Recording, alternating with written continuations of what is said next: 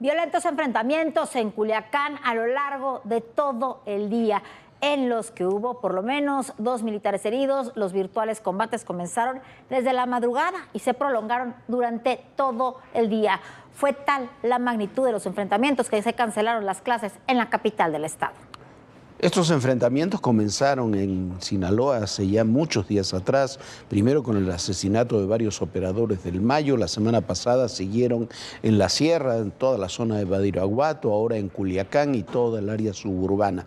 En realidad son distintos enfrentamientos realizados con un intento de limpia que realizan los chapitos encabezados por Iván Archibaldo Guzmán, el hijo del Chapo, contra la gente del Mayo Zambada, que también se ha parapetado en sus posiciones, pero también hay combates con las autoridades, incluyendo un intento de detención contra otro de los enemigos de los chapitos, Aureliano Guzmán, el hermano del Chapo Guzmán y tío de los chapitos, con los que está completamente enfrentado. Una situación de enfrentamiento abierto, algunas veces solapado en la zona de la sierra, con menos información, pero que hoy estalló en pleno Culiacán.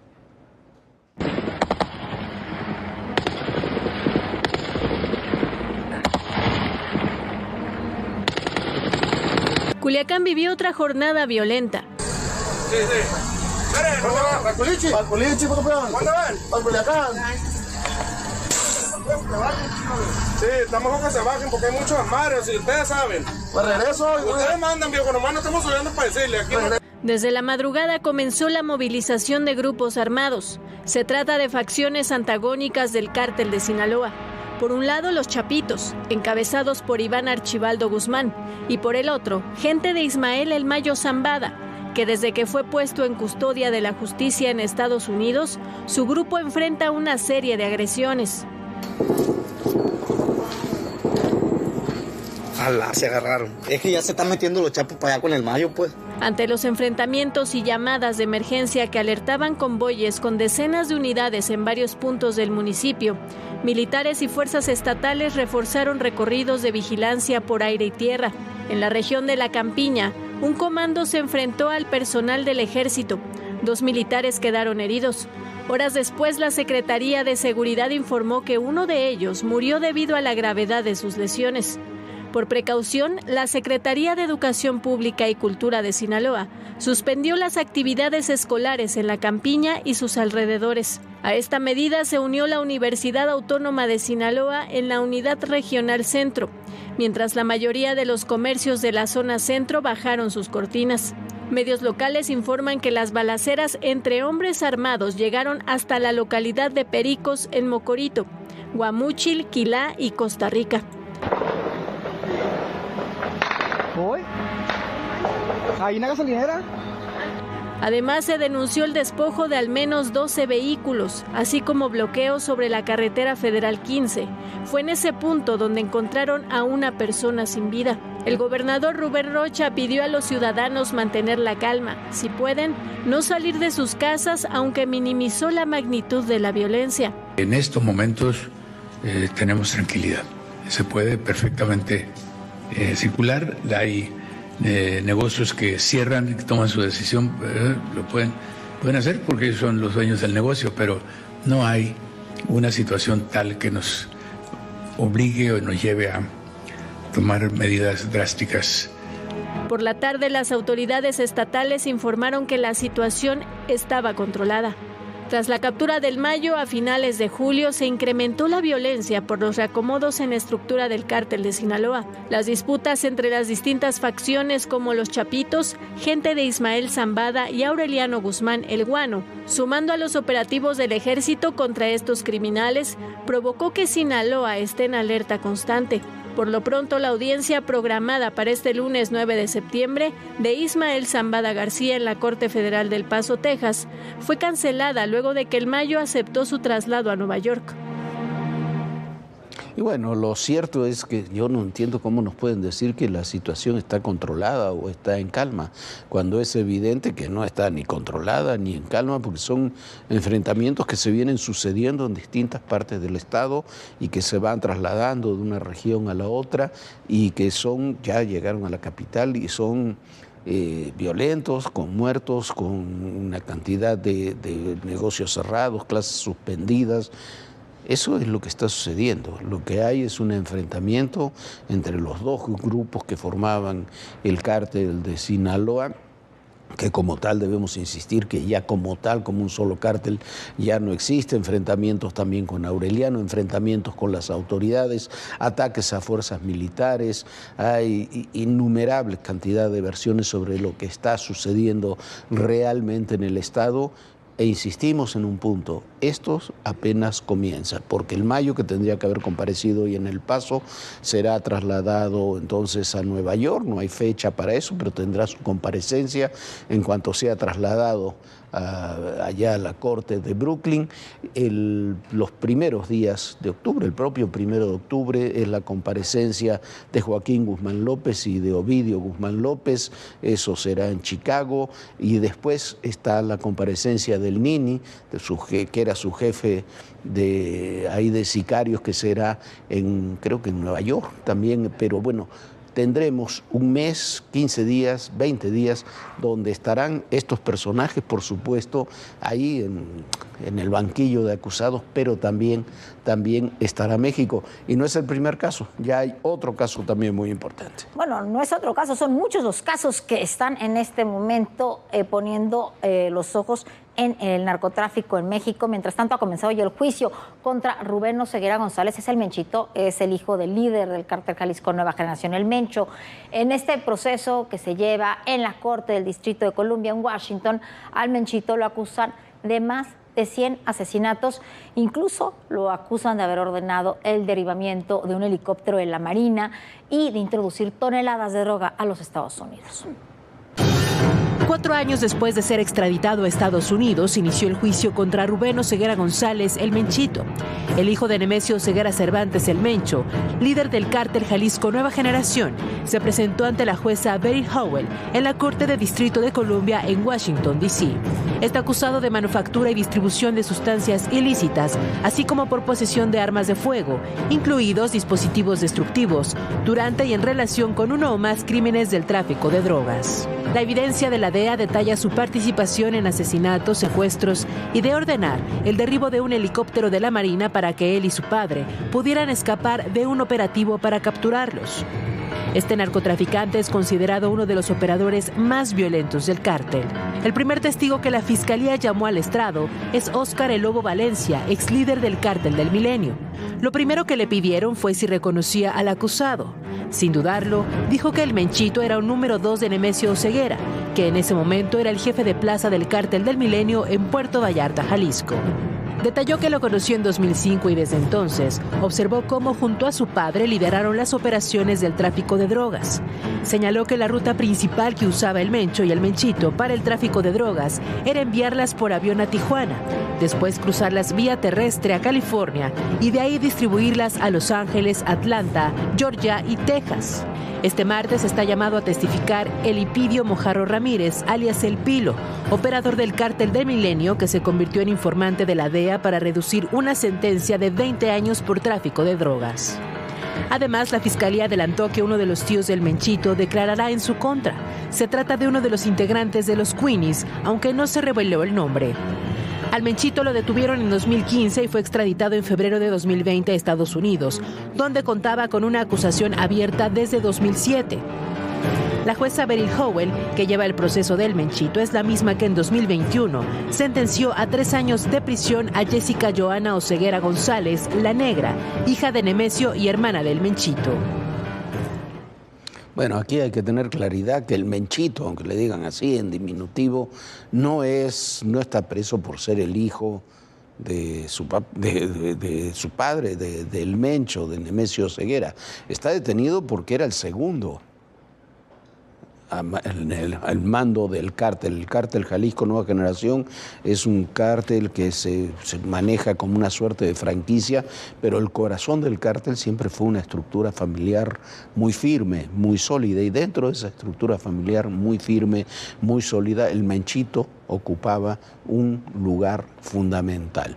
Por eso fue detenido, por eso fue tan difícil condenarlo y luego extraditarlo. Fueron años donde ganaba un amparo tras otro, era dejado en libertad, se lo volvía a detener. Fue una situación complejísima con el Mencho hasta que llegó el Menchito a esta situación, a este juicio en Chicago, a ver si no es otro que se declara finalmente como testigo colaborador, luego de un juicio donde aparecerán unos y otros distintos narcotraficantes que ya llegaron a acuerdos para acusarlo, como ya es norma en todos estos procesos. Bueno, nosotros le hemos platicado aquí en Todo Personal todo lo que había sucedido en torno a la alcaldesa en Chilpancingo, cómo se había reunido con distintos grupos del crimen organizado y bueno, finalmente un año después de que fuera divulgado un video en el que está negociando ella con el jefe del grupo criminal de Los Ardillos, su partido Morena decidió expulsar a la alcaldesa de Chilpancingo, a Norma Otilia Hernández. En julio de 2023 se dieron a conocer en redes sociales 2 fotografías y un audio de 10 segundos que revelaba el encuentro de la alcaldesa de Chilpancingo, Norma Otilia Hernández Martínez, con el líder del grupo criminal Los Ardillos, Celso Ortega Jiménez. Horas después salió el video de la reunión. Tuvimos ahí la oportunidad de compartir pues, pura grilla. Está bien, ahora entiendo. Que son de la misma gente de Ángel Aguirre, ¿no? Pues sí, relativamente sí. En aquel momento, Norma Otilia intentó deslindarse de alguna actividad ilícita. Y ahorita se filtra este video, lo único que puedo comentar que es un video donde fui invitada a un desayuno con varias personas. Obviamente no, por eso me gustaría que investigaran con la fiscalía. Este fin de semana se dio a conocer que Morena expulsó de su militancia a Hernández Martínez.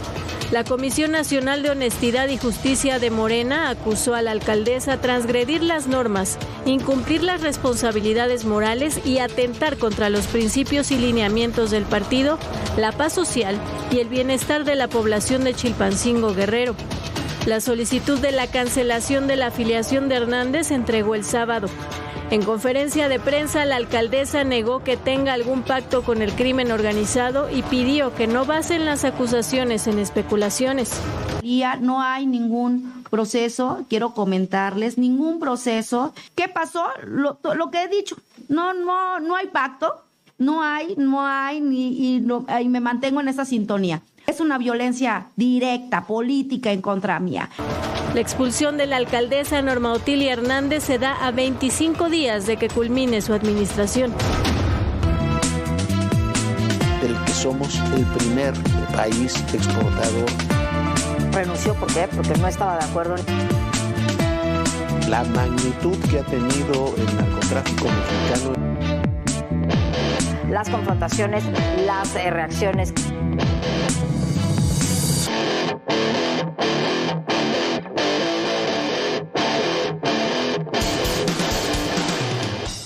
Y el viernes pasado, la presidenta electa, Claudia Sheinbaum, designó a los nuevos secretarios, al secretario de la Defensa Nacional y al secretario de la Marina. En la Defensa queda el general Ricardo Trevilla y en Marina el almirante Raimundo Morales. Ricardo Trevilla Trejo, general de división diplomado del Estado Mayor, será el próximo titular de la Secretaría de la Defensa Nacional. Tiene 63 años y es originario de Campeche, activo en el Ejército Mexicano desde 1978.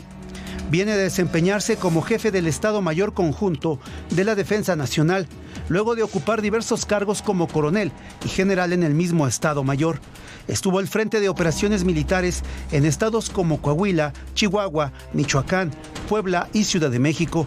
Además, fue director general de Comunicación Social de la Sedena. En el servicio exterior también se desempeñó como agregado militar aéreo adjunto a la Embajada Mexicana en Alemania. Durante su larga trayectoria militar ha recibido condecoraciones, una de ellas al mérito en la campaña contra el narcotráfico de segunda clase, una distinción especial por COVID-19 y una más al desempeño por la implementación del plan DN3E. Raimundo Pedro Morales Ángeles será el próximo secretario de la Marina. Es originario de Oaxaca y tiene 58 años. Estaba como director del corredor interoceánico del Istmo de Tehuantepec. Ingresó a la Armada de México como cadete en la Heroica Escuela Naval en 1983, donde obtuvo el título de ingeniero en ciencias navales. Ha desempeñado cargos como comandante de la 9ª Zona Naval, comandante de la 13ª Zona Naval y director del Centro de Estudios Superiores Navales. En el servicio exterior fue agregado naval adjunto de la Embajada de México en Estados Unidos. Apenas el 20 de noviembre de 2023 fue nombrado almirante.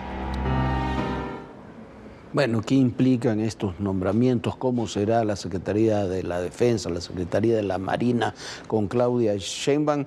Por lo menos en el tema de la defensa vamos a ver mucho menos protagonismo, aunque tengan una misma presencia. No vamos a ver tan seguido militares de alta graduación dando opiniones o presentando temas que están relacionados no solamente con la seguridad, sino con muchos otros ámbitos. Va a haber una mucha mayor coordinación, sobre todo con Omar García Harfuch, en operación, en inteligencia, en equipos. Habrá una diferente estrategia de seguridad, ya lo ha anunciado de alguna forma tanto la presidenta electa Claudia Sheinbaum como Omar García Harfuch. Tendrá parte de esa estrategia de seguridad un eje que será la Guardia Nacional, adscrita ya a la Secretaría de la Defensa, con lo que eso implica, una posibilidad de consolidación y de mando mucho más directo que ahora no tiene. En el respecto a las obras seguirán, pero bajo autoridades civiles, o sea, las que aparecerán serán las autoridades civiles, no las militares. Hay la idea de consolidar lo que se ha avanzado en estos 6 años de profundas transformaciones militares, pero lo que se busca es consolidar esas transformaciones. Eso implica también, me imagino, que implicará dejar de lado también algunas cosas. General Trevilla es un hombre íntegro, honesto, capaz, tiene muchas cosas, pero fue la mejor respuesta que hubo en el Estado mexicano ante el COVID. Aquí se lo mostramos, fue la que hizo la Secretaría de la Defensa Nacional, con sus hospitales, con sus médicos, con sus apoyos, fue la mejor. Y en eso, quien implementó esas medidas también fue el general Trevilla. En el caso de la Marina es un cambio muy grande. El nuevo secretario de la Marina es un almirante joven, es una diferencia importante de edad, ascendió como almirante apenas en noviembre pasado. Eso implica que habrá también un cambio muy amplio generacional en los mandos de la Marina Armada de México. Ahí está, Jorge. Bueno, dos designaciones importantes que llama la atención que se haya hecho. Normalmente estas designaciones se hacen mucho más apegadas al cambio de gobierno. Se hizo prácticamente un mes antes. Y bueno, buenas designaciones la que ha hecho la presidenta electa Claudia Sheinbaum, tanto en la Sedena como en la Marina. Y mañana o el miércoles, está por verse, en el Pleno del Senado comenzará la discusión de la reforma judicial, luego de ser avalada en comisiones con 22 votos a favor y 12 en contra. Por supuesto, en las calles, los empleados del Poder Judicial permanecen con manifestaciones de rechazo, al igual que gran parte de la ciudadanía. Así están las cosas, Jorge. Complicado lo de esta reforma, ¿no? Sí, muy complicado. La diferencia es que faltaría un senador a Morena para tener la mayoría calificada y que avance la reforma judicial. Todo indica que ya lo tendrían en Miguel Ángel Yunes Márquez. Esa es la información, él no lo ha desmentido. En medio de todo esto, el Wall Street Journal advirtió que las empresas estadounidenses han retrasado planes de inversión por $35 mil millones en México por la preocupación y el análisis de cómo afectará sus negocios la aprobación, que ya están dando por descontada, de la reforma al Poder Judicial. Tras 6 horas de debate, con 25 votos a favor, 12 en contra y 0 abstenciones, la reforma al Poder Judicial fue avalada en las Comisiones Unidas de Puntos Constitucionales y de Estudios Legislativos de la Cámara de Senadores. La oposición trató de frenar la discusión, asegurando que se debía acatar las suspensiones definitivas que otorgaron 4 jueces. Pero senadores de Morena, PT, Partido Verde ignoraron el llamado de los jueces.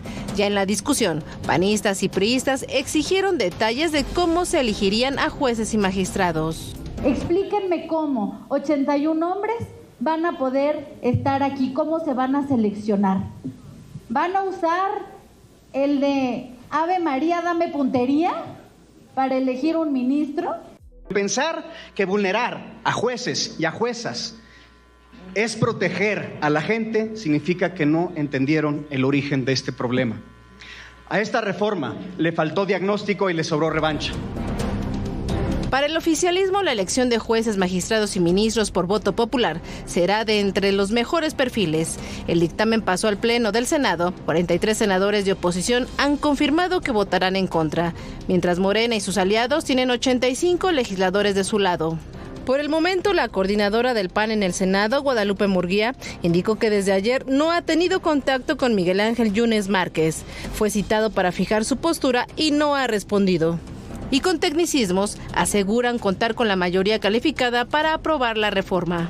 Que 86 es más de 66.66%. Y no te pueden pedir una calificación mayor a lo que la ley establece.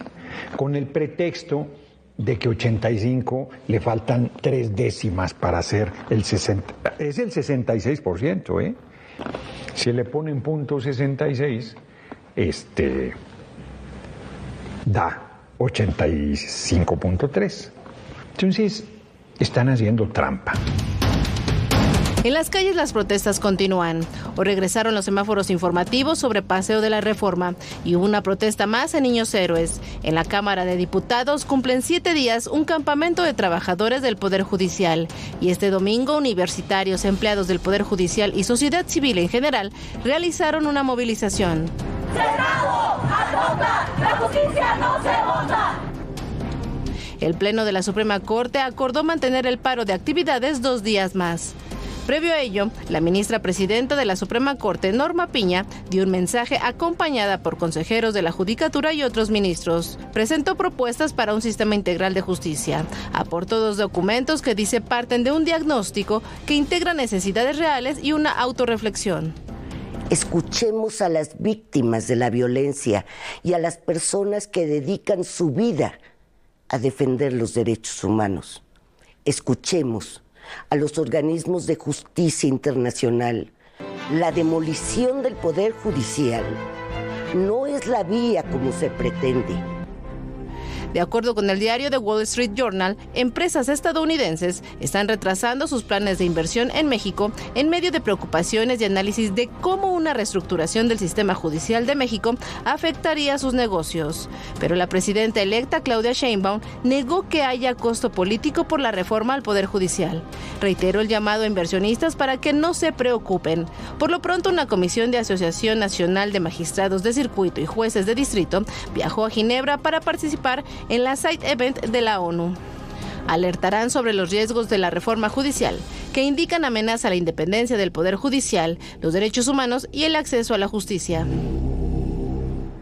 Bueno, a ver cómo están las cosas. Quizás me parece tardía la propuesta que presenta Norma Piña, pero bueno, probablemente mañana tendrán primera lectura, segunda lectura y se van a ir de largo para sacar en el Pleno la reforma. Quizás tengan ya los 86. Lo que dice Fernández Noroña es falso, es una mentira. La mayoría calificada de esta información es del Sistema de Información Legislativa de la Secretaría de Gobernación. Establece con toda claridad que se necesitan 86 votos. Por lo menos se necesitaban hasta la semana pasada, que descubrieron que quizás no llegaban a ese número. Pero bueno, ya mañana tendremos toda la información. Mañana tendremos noticias y bueno, como bien decía Jorge hace apenas unos días, les urge a Morena y sus aliados poder sacar esta reforma lo más rápido posible. ¿Para qué? Para podérsela entregar de regalo al presidente López Obrador como fin de su mandato y para el grito de la independencia. Es una tragedia si se aprueba esta reforma. Y todo parece indicar que en ese camino va. Y vamos a otro tema. El candidato presidencial venezolano, Edmundo González, llegó a Madrid, España. Ahí recibió asilo político, mientras que la lideresa de la oposición, María Corina Machado, continúa en Venezuela, pero por supuesto está perseguida por el gobierno de Nicolás Maduro. El asedio del régimen de Nicolás Maduro lo consiguió. El candidato opositor Edmundo González Urrutia salió de Venezuela para buscar refugio en Madrid. Las constantes amenazas y la orden de aprehensión en su contra forzaron a Edmundo al exilio. Él es parte de una investigación que busca determinar quiénes son los responsables de la publicación en una página web sobre los resultados de la votación del 28 de julio que dan la victoria a la oposición. La salida de González Urrutia incluso fue aprovechada por el propio régimen, al indicar que ellos entregaron el salvoconducto a España para permitir la salida. Hoy el país está tranquilo. Mi respeto a su decisión. Previo a ello, el candidato opositor permanecía refugiado en la Embajada de Países Bajos en Caracas. Maduro busca debilitar a la oposición y con la salida de Edmundo solo queda María Corina Machado. En entrevista exclusiva con Javier Alatorre, la líder opositora venezolana habló sobre el control que el régimen de Nicolás Maduro tiene de las instituciones, específicamente del Parlamento. Hoy el Parlamento venezolano, que era bicameral, ellos eliminaron el Senado, solamente tiene la Cámara de Diputados, está absolutamente controlada por el régimen y aprueban lo que ellos les da la gana. Tú tienes razón cuando dices que quizás el tema más peligroso es la autonomía del Poder Judicial para acabar con un sistema de libertades y obviamente es algo que nos tiene en alerta a todos los demócratas de la región. Ella también es asediada por el régimen, por lo que 5 de sus colaboradores más cercanos permanecen en la Embajada de Argentina. Y a través de redes sociales, ella aseguró que esta lucha es hasta el final. Bueno, nosotros ya nos vamos. Muchísimas gracias por habernos acompañado y, por supuesto, tenemos una cita muy puntual aquí en Todo Personal mañana, 11 de la noche. Sueña bonito, Jorge. Muy buenas noches, Viana, muy buenas noches a todos ustedes. Y recuerden, el poder y en la política todo, pero absolutamente todo es personal. Gracias.